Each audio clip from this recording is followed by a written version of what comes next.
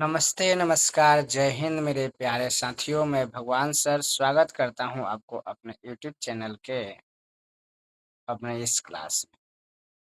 तो मैं आपको बता दूं कि 12th क्लास की एनसीईआरटी की 7वीं चैप्टर यहाँ पर स्क्रीन पर आपको ये है 7वीं चैप्टर। इसका नाम है ओ सदा नीरा।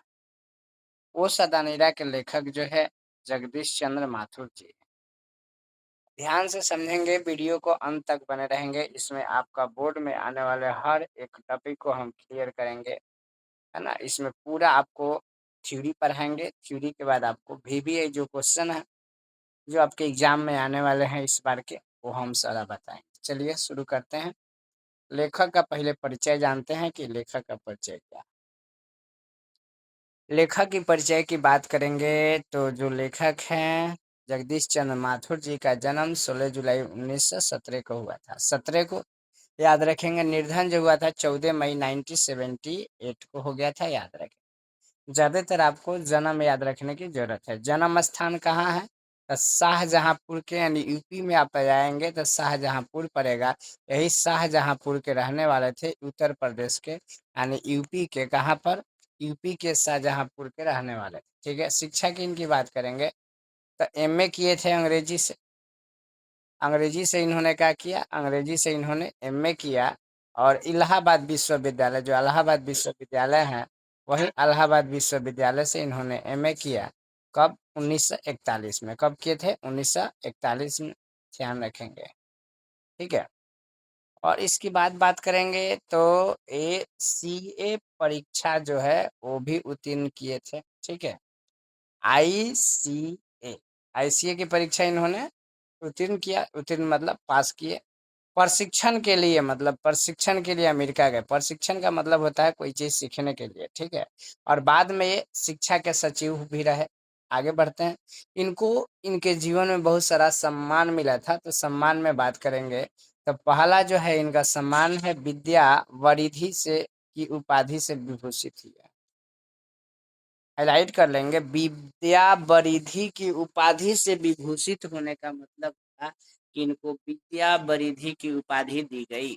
ठीक है। उपाधि का मतलब होता है उसका नाम में जोड़ दिया गया। इसके साथ साथ में कालिदास अवार्ड अवर बिहार राजभाषा पुरस्कार से भी सम्मानित हुए थे।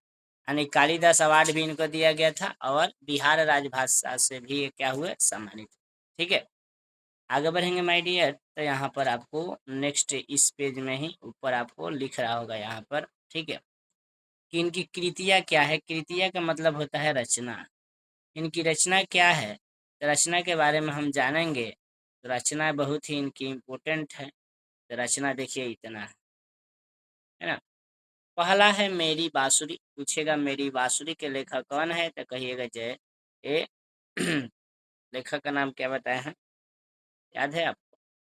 जगदीश चंद्र माथुर। ठीक है। भोर का तारा का लेखक कौन है? वो मेरे सपने, कोणार्क, बंदी सरदिया, पहला राजा, दशरथ नंद, कुंवर सिंह की टेक, गगन सवारी, 10 तस्वीरें। सब का सब इम्पोर्टेंट है। ठीक है। इसको याद रखेंगे। आते हैं सारांश की ओर कि इसमें कवि क्या कहा है, आखिर इसमें किसके बारे में पढ़ना है। तो ओ सदानीरा का सारांश पढ़ेंगे। तो ओ सदानीरा सबसे पहले बताएंगे सदानीरा किसे कहा गया। तो यहाँ सदानीरा लिखा गया है। ये गंडक नदी को कहा गया है, जो कि नेपाल के भैंसालोडन से निकलती है और सारण जिला के, छपरा जिला के आकर के हाजीपुर में जाकर के पटना के पास जो है मिल जाती है ना। पटना में गंगा से मिल जाती है। इसी सदानीरा के बारे में बात हो रहा है, यानी गंडक नदी के बारे में बात हो रहा है, जिसको आज हम गंडक जानते हैं। ठीक है। गंडक के नाम से जानते हैं। तो इसमें प्रस्तुत निबंध जो है वो सदानीरा जो लिखा गया है जगदीश चंद्र माथुर के द्वारा लिखी गई पुस्तक है। बोलते क्षण से लिया गया है। बहुत ही इंपॉर्टेंट है, इसको हाईलाइट कर लेंगे। पूछेगा ये कहाँ से लिया गया है, तो बोलते क्षण से लिया गया है, जिसमें उन्होंने गंडक नदी और उसके किनारे के संस्कृति जीवन प्रवाह को दिखाया है। अनेक कवि जो जगदीश चंद्र माथुर जी है, उन्होंने बाबू मेरे बताए हैं कि गंडक नदी कैसे बहती है ना।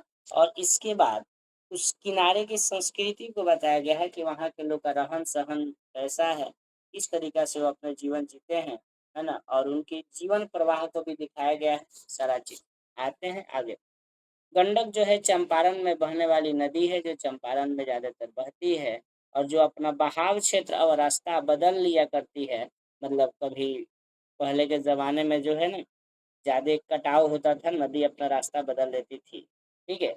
और इसी नदी के बारे में बात किया गया है जहाँ से भगवान बुद्ध यानी गौतम बुद्ध के समय में इस क्षेत्र में घना जंगल हुआ करता था। यानी गौतम बुद्ध के ज़माने में इस क्षेत्र में बहुत जो है घना जंगल हुआ करता था, जिससे पानी वृक्ष की जड़ों में रुका करता था।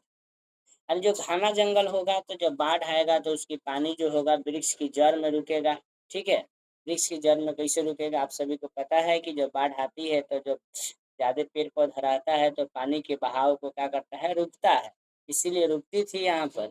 लेकिन अब धीरे धीरे पेड़ कट गए, इसके कारण से बाढ़ आता है तो बहुत ज़्यादा क्षति पहुँचता है, नुकसान होता है। ये सब कभी इसमें बताया है। बाढ़ आती थी लेकिन इतना प्रचंड नहीं आती थी। पहले मतलब बाढ़ आता था लेकिन इतना प्रचंड नहीं आता था। प्रचंड का मतलब समझते हो, बहुत भयानक, खतरनाक। ठीक है? अभी बहुत ज़्यादा प्रचंड आती है क्योंकि अब जो है पेड़-पौधे जो है पेड़ जो है कट गए हैं। ठीक है? एक बार गियासुद्दीन तुगलक जो आया था ना, विदेशी यात्री गियासुद्दीन तुगलक, उन्होंने हरि सिंह देव पर आक्रमण करने के लिए, जो हरि सिंह देव राजा थे यहाँ के, है ना, आक्रमण करने के लिए जंगलों को काटा। है ना, जंगल को क्या किया, गयासुद्दीन तुगलक ने कटवा दिया। तब से जंगल जो है आज तक कटते चले गए और धीरे धीरे धीरे धीरे धीरे धीरे धीरे धीरे जंगल क्या हो गए, बर्बाद हो गए। समझ रहे हैं ना? आगे हम बढ़ेंगे और आगे बढ़ेंगे तो यहाँ पर देखते हैं गंडक जो है प्राचीन और अतीत के बीच की कड़ी है। यानी प्राचीन मतलब पुराने, अतीत अतीत मतलब बीता हुआ, इसके बीच की क्या है, कड़ी है। इसमें बताया गया है कि बहुत सी महात्माओं जो है, साधु महात्मा संत, है ना, ने इसके किनारे जो है गंडक नदी के किनारे तप किया है, तपस्या किया है और तेज पाया है। मतलब अपना क्या पाया है, तेज पाया है, मतलब उन्होंने अपनी उपलब्धि हासिल की है, अपने जीवन के क्षेत्र में आगे बढ़ा होगा। ठीक है? लेकिन गंडक कभी गंभीर नहीं बन सकी। यानी गंडक नदी है जो कभी गंभीर नहीं बन सकी, जिसके कारण है कि इसके किनारे पर तीर्थ स्थल भी अस्थायी न रह सके। क्योंकि ये गंडक जो है बार बार अपने दिशा को ऐसे ऐसे ऐसे ऐसे ऐसे बदलती रही। कभी यहाँ पर बह रही है, सीधे बह रही है, कभी ऐसे बह रही है, कभी अपने क्षेत्र को ऐसे ले जा रही है। इससे क्या हुआ ना कि तीर्थ स्थल जो है, इसका जो है वो तीर्थ स्थल पर एक भी अस्थायी नहीं रह पाया। मतलब इससे किनारे कोई भी तीर्थ स्थल समझते होंगे जहाँ पर साधु महात्माओं का क्या हो, रहने का जगह हो, उसको तीर्थ स्थल कहते हैं। तो वहाँ पर नहीं रह सका। ठीक है? आगे बताएंगे माय डियर, इसमें आगे बढ़ेंगे तो इसमें होगा कि गंडक के कोई स्मृतियां नहीं छोड़ी। यानी गंडक नदी जो है बाबू, कोई स्मृति मतलब होता है चिन्ह, कोई चिन्ह नहीं छोड़ा। भवन से लेकर के मंदिर घाट से लेकर के कुछ भी नहीं रहा। सारा को जो है एका कर दी, सारा को ले जाकर लीप पोत के बराबर कर दी। यानी सारा को इन्होंने क्या कर दिया, समाप्त कर दिया। यानी सारा को समाप्त कर दिया। समझ रहा ना? इसको ध्यान रखें।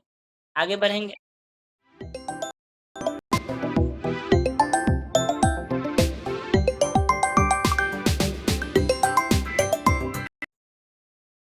आगे बढ़ेंगे और इसमें लिखा हुआ है, एगो फोन आ गया था, सॉरी। ठीक है, फ्लाइट मोड डाल दिया, अब नहीं आएगा। गंडक ने कोई स्मृति चिन्ह को नहीं छोड़ी, अपने चिन्ह को नहीं छोड़ी। इसके बाद में लिखा हुआ है कि मंदिर घाट वगैरह सब बर्बाद हो गया। हवाई जहाज से देखने पर गंडक नदी के दोनों ओर बहुत सारे ताल दिखाई पड़ते हैं। ताल मतलब तालाब बड़े बड़े, जिसमें से एक सरयामन ताल है। सरयामन याद रखेंगे, पूछता है। जिसके चारों ओर काफी जंगल है इसके, और इसके बीच में द्वीप है। द्वीप मतलब आइलैंड, यानी बीच में ऐसे द्वीप हो गया, चारों साइड से ऐसे ऐसे ऐसे ऐसे ऐसे का हो गया, पानी हो गया। ठीक है? गंडक नदी का जल सदियों से चंचल रहा है।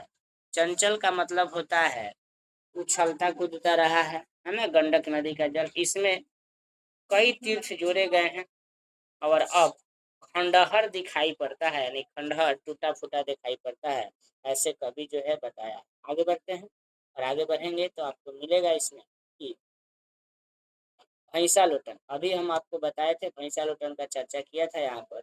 और ये देखिए भैंसा लोटन आ गया। लिखा हुआ कि भैंसा लोटन में भारतीय इंजीनियर जंगल के बीच निर्माण कर रहे। यानी भैंसालोटन में जो भारतीय इंजीनियर है वो भारतीय इंजीनियर क्या कर रहे हैं, भारतीय इंजीनियर जो है भैंसालोटन में भारतीय इंजीनियर जंगल के बीच निर्माण कर रहे हैं, यानी कार्य कर रहे हैं।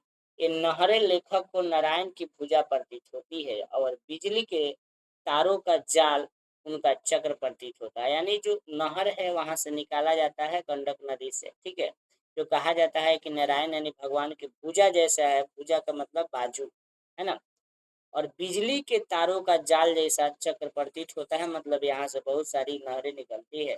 लेखक मन ही मन इंजीनियरों को, मजदूरों को नमस्कार करता है, प्रणाम करता है, क्योंकि जितना गंडक नदी में से अगर नहर निकलेगा उतना ही इसकी पानी कम होगी, और जब पानी कम होगा ये जो नदी जो है ज्यादा उफान नहीं करेगी, यानी ज्यादा तबाही नहीं मचाएगी। इसलिए जो है लेखक जो है इंजीनियर को और मजदूर को क्या किया है, नमस्कार किया है, प्रणाम करता है। आगे बढ़ेंगे माय डियर, तो आगे बढ़ेंगे तो इसमें होगा कि लेखक जी कहते हैं कि वो सदानेरा जो है, वो चक्रा, वो नारायणी, वो महागंडक, ये 3 गो नाम याद रखेंगे। ओ सदनीरा, ओ चक्रा, ओ नारायणी, ओ महागंडक, ये तीनों नाम से जाना था। युगो से दिन दिन, दिनहीन जनता, दिनहीन मतलब क्या होता है, ये दिनहीन का मतलब होता है गरीब। युगो युगो से दिनहीन जनता, गरीब जनता तुम्हें इस नामों से संबोधित करती रही, मतलब इस नाम से बुलाती रही।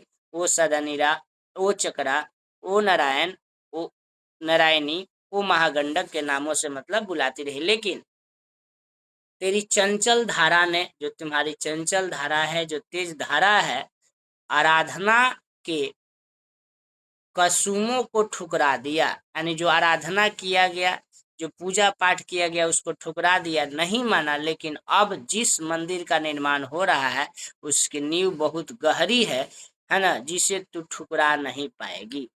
यानी कवि कह रहा है कि जो अभी जो वर्तमान में जो मंदिर की निर्माण हो रही है इतनी गहरी, मतलब उसका नींव दिया जा रहा है कि नदी जो है उसको क्या करेगी, ठुकरा नहीं पाएगी, ऐसे में बताया गया है। अभी बहुत सारा टॉपिक जो है इसमें सारांश में नहीं दिया है, जो कि मैं चाहता हूं कि आपको दे दूं, और ना इसके बाद आपके क्वेश्चन आंसर करूँ।